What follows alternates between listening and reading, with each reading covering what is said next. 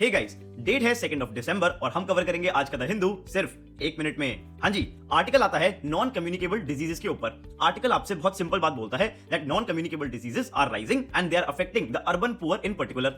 Article आपको अक्सर एक डिमेंशन ही देगा, पर आप तैयारी कर रहे हो यूपीएससी की, इसलिए आपको आपका पर्सपेक्टिव ब्रॉड रखना है। अब कैसे होगा? देखो, सिंपल सी बात है, हम सिर्फ एनसीडीज क्यों, हम सारे डिजीज देखते हैं। एक दिन टीबी की बात होती है, एक दिन सिकल सेल एनीमिया की बात होती है एंड सो ऑन।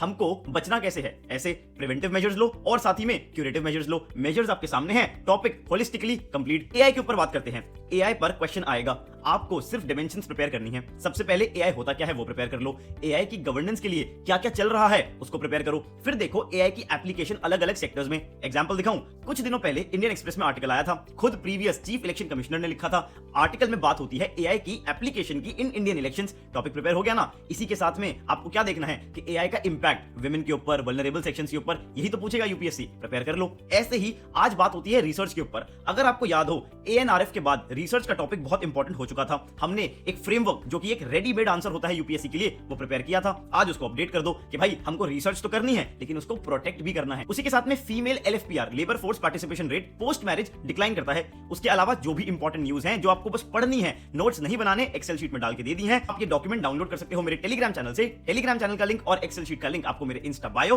और यूट्यूब वीडियो के डिस्क्रिप्शन में मिल जाएगा। Thank you so much.